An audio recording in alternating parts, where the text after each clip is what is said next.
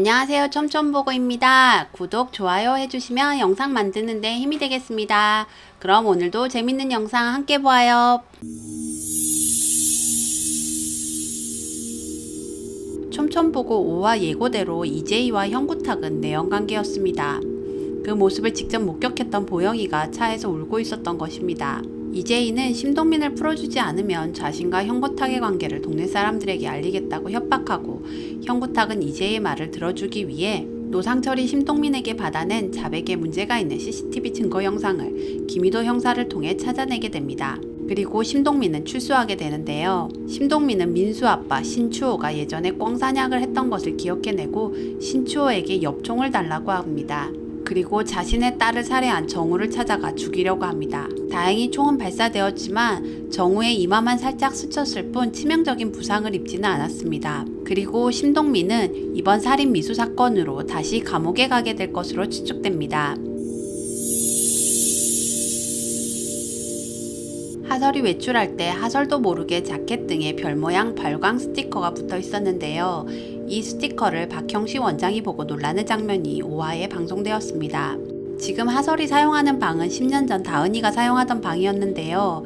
다은이는 자신의 소중한 옷을 넣어두는 옷장 안에 반짝반짝 빛이 나길 바라는 마음으로 옷장 가득 별 모양 발광 스티커를 붙여두었던 것입니다. 그리고 박형식은 다은의 방에 자주 드나들었기 때문에 다은의 옷장에 스티커가 붙어 있다는 것을 알고 있었습니다. 그렇게 10년 동안 잊고 있던 그 스티커를 보자 며칠 전 자신에게 보낸 문자가 하설이 아닌지 의심하게 됩니다. 한편으로는 여성에 대한 편력이 있는 박형식은 상담자 여진에게 무의식적으로 스킨십을 하며 호감을 표한 적이 있는데요. 많은 사람들의 이목이 집중되는 레스토랑에서 부인과 단둘이 식사를 하고 있음에도 여진을 만나자 반가운 마음을 감추지 못하지요. 간호사들이 박형식을 높이 평가한 적이 있었는데요. 잘생기고 능력있고 다정한 데다가 10살이나 어린 남편과 함께 사는 예영실을 부러워하는 듯한 간호사들의 말을 미루어 볼 때 예영실도 이를 잘 알고 있는 듯 싶습니다. 외부 평가를 중요시하는 직업을 가진 예영실은 기본 성격도 그러할 텐데요.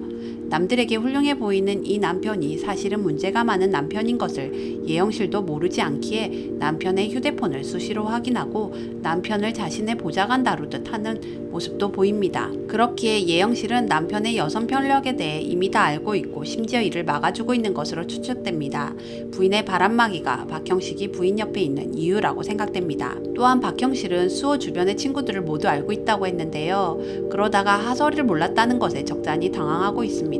박형식이 하설을 경계한다는 것은 수호 역시 박형실의 비밀을 일부 알고 있을 가능성이 있습니다. 수호 하우스 지하실에서 미라그림과 흰 드레스 그림이 있었는데 그것은 박다은과 연관된 그림으로 추측됩니다.